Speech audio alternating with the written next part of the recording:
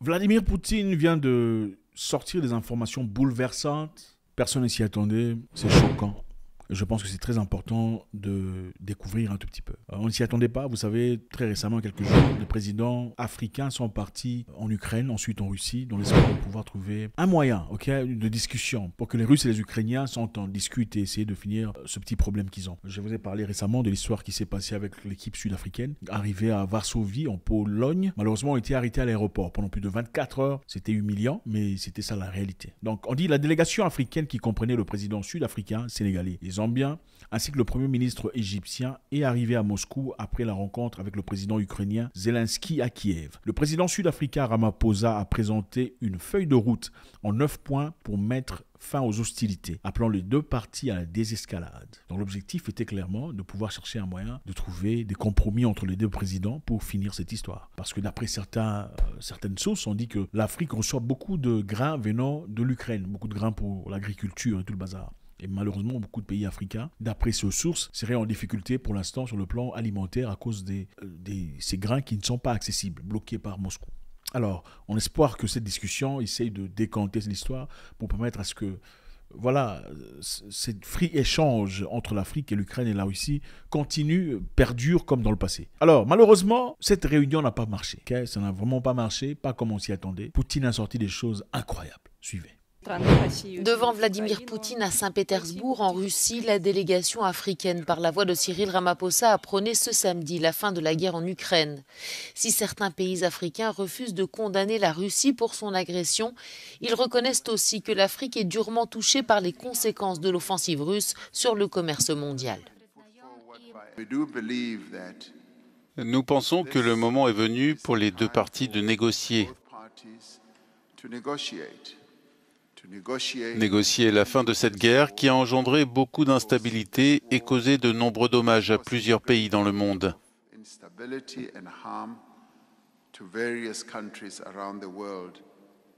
En tant que pays africain, nous ressentons l'impact de cette guerre.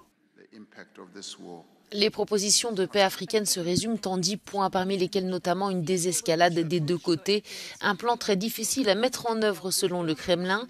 Vladimir Poutine aurait cependant manifesté son intérêt pour l'examiner, assurant respecter le positionnement africain. Этот проект этого договора был парафирован руководителем переговорной группы из Киева.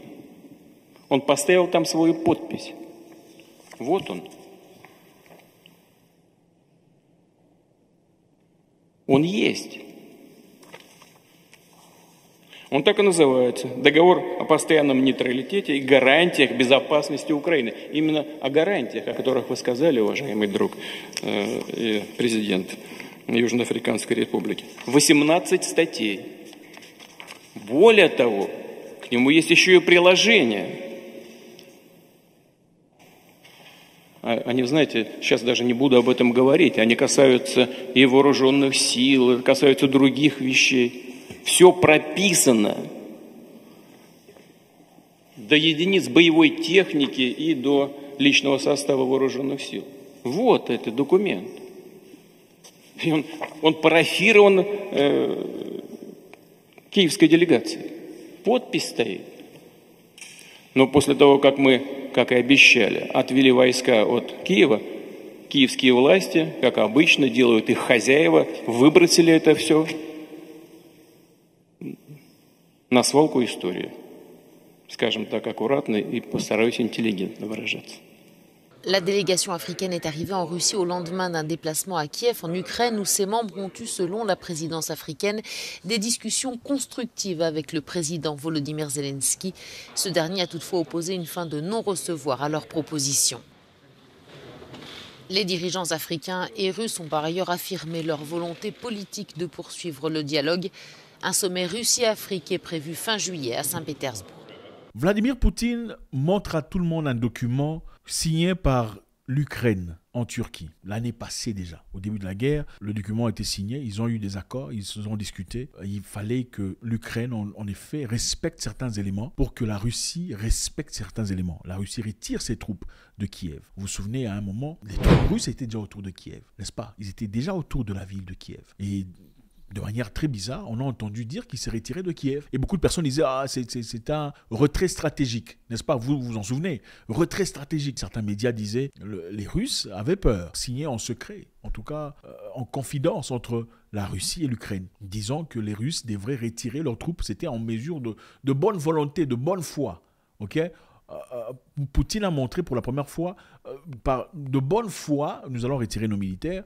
Comme ça, vous allez commencer à griller et faire votre part du contrat. Mais d'après lui, malheureusement, les Ukrainiens n'ont pas respecté cette partie du contrat. Et ça a été oublié, c'était la guerre. Maintenant, on va voir un peu qu'est-ce qui a été dit. À Saint-Pétersbourg, Poutine a montré pour la première fois les projets de documents qui étaient discutés par les émissaires russes et ukrainiens en Turquie, il y a un an. Signé par l'Ukraine l'année dernière en Turquie, selon Poutine, le document intitulé « Traité sur les garanties permanentes de la neutralité de sécurité pour l'Ukraine » avait été signé par la délégation ukrainienne. Le projet stipule que l'Ukraine doit inscrire la neutralité permanente dans sa constitution.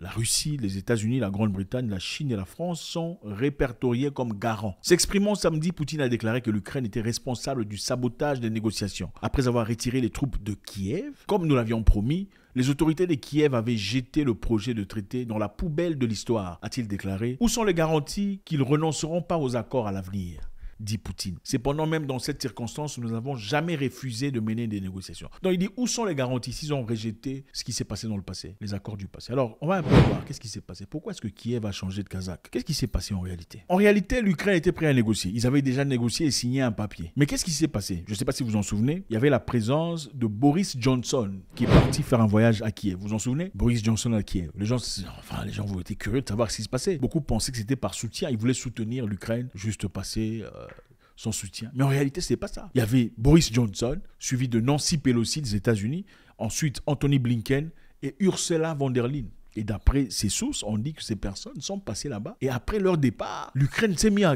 faire la guerre. A dit, désolé, on ne va plus de négociations, on va commencer la guerre. Est-ce que ce serait fou de penser que la présence de Boris Johnson, Nancy Pelosi, Anthony Blinken, Ursula von der Leyen aurait influencé la décision de l'Ukraine, qui déjà était perdant en ce moment-là, parce que les troupes russes étaient à la porte de Kiev. Peu après, on a vu le président ukrainien demander l'arsenal venant de l'Europe. Et l'Europe a commencé à envoyer des armes. Est-ce qu'on peut finalement dire que leur présence était justement pour discuter, disant non, il ne faut pas céder, il faut continuer la guerre jusqu'à la fin? Bon, on sait déjà que la guerre bénéficie à beaucoup de personnes, c'est clair. Il y a beaucoup d'entreprises qui se font beaucoup d'argent à travers la guerre. La guerre, c'est du business. Depuis la nuit des temps, c'est du business. Je vous rappelle qu'à la Deuxième Guerre mondiale, il y a une entreprise dont je ne dirai pas le nom ici. C'est une entreprise qui est très connue, même par vous, qui a financé et les Américains et les Allemands. Oui, cette entreprise a financé les Américains et les Allemands en même temps. Peu importe qui gagne, lui, il est gagnant. Mais bon, ces entreprises-là ne sont jamais mises devant la justice. Donc, ce qui est clair ici, c'est quoi? Les armes envoyées en Ukraine ne sont pas gratuites. Ce sont des armes, on a envoyé ici combien? C'était 20 milliards de dollars en valeur d'armement. Ce n'est pas gratuit. Les Ukrainiens devront payer ça. Et ces armes-là ne seront pas payées à un pays, ça sera payé dans des entreprises privées. Ce sont des entreprises privées qui produisent les armes qu'on vend au pays. Ce ne sont pas les pays qui vendent les armes. C'est-à-dire, les politiciens du pays qui ont envoyé les armes ont reçu de l'argent venant de ces entreprises avant de devenir le politicien qu'il est aujourd'hui. Alors, pour envoyer l'ascenseur, il va vendre des armes, exiger à sa constitution ou exiger à son parlement de voter une loi pour que les armes partent. Pour que finalement, l'entreprise qui vend les armes en bénéficie. Vous comprenez un peu? Il y a beaucoup d'entreprises. Il y a Boeing, il y a Lockheed Martin, il y a Raytheon, il y en a plein. Toute une liste d'entreprises qui se font des milliards de dollars depuis le début de la guerre. Vous pensez qu'ils veulent que la guerre se termine? Absolument pas. Il y a des entreprises de reconstruction, des buildings qui sont détruits en Ukraine. Il y a une entreprise, une grande entreprise qui vient de partir en Ukraine très récemment pour aller discuter sur comment reconstruire l'Ukraine. Ça ne sera pas gratuit. Vous pensez qu'ils veulent qu'on s'arrête de faire la guerre maintenant? Absolument pas. Ils veulent qu'on continue puisqu'il y a déjà 200 maisons de détruites. On peut en avoir 2000. On préférait quoi? 200 maisons de reconstruction ou 2000 maisons à reconstruire. Si on a une entreprise de reconstruction de maisons. Évidemment, on voudrait le dernier. On veut que la guerre continue. On ne veut pas que la guerre s'arrête, c'est clair. Du moment que nos enfants ne perdent pas c'est vos enfants qui sont en train de perdre le truc. Ça nous arrange. Donc, Poutine vient de montrer clairement qu'ils avaient signé quelque chose dans l'objectif d'arrêter. Mais malheureusement, ce n'est pas eux qui ont été les problèmes. Après qu'ils aient sorti leurs militaires, ils aient retiré leurs militaires de leur base, de leur position, tout ça, les histoires ont changé. Et les présidents africains, malheureusement, sont partis. Et regardez les visages de certains présidents, comment ils sont choqués. Regardez comment ils sont bouleversés quand on leur dit cette vérité qu'ils ne connaissaient clairement pas. C'est bouleversant. Mais à la fin, les présidents sont partis à Kiev faire leur marche, présenter des fleurs à l'honneur en mémoire de toutes ces personnes qui ont perdu leur...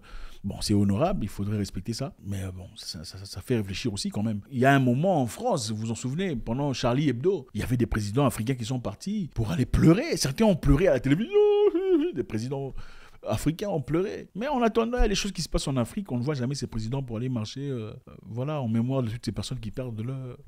En République démocratique du Congo, des millions de personnes ne sont plus. Personne n'y va, on s'en fout. Au Sénégal, il y a quelques jours, beaucoup de personnes sont tombées. On a vu personne s'élever par rapport à ça. Mais bon, quand c'est des gens là-bas, on peut aller pleurer, tout ça, on peut aller faire tout ça. Pas pour dire que c'est mauvais, mais bon. Je pensais que toute autorité ou toute charité bien ordonnée commence chez soi. Apparemment pas. Voilà. Je veux savoir ce que vous en pensez. La position de Poutine maintenant, a-t-il raison d'être ce qu'il est aujourd'hui? Après avoir été déçu, premièrement, est-ce qu'on peut se comporter de la sorte? Généralement, quand quelqu'un a raison dans une histoire, où il a des documents comme ça, on lui a foiré un truc, il va commencer à crier. Regardez le document qu'on a signé. On n'a jamais entendu parler de ça. Il n'en a jamais parlé. Au fait, beaucoup de personnes n'ont pas compris cette guerre. Regardez le visage du président africain choqué. Mais il s'est tué. Jusqu'à ce qu'on vienne lui demander, lui poser la question. C'est là, regardez le papier ici. On avait signé le papier. Ils vous ont jamais parlé de ça. Ils se sont retirés du contrat. Faites-moi savoir ce que vous en pensez. Toujours un grand plaisir. God bless.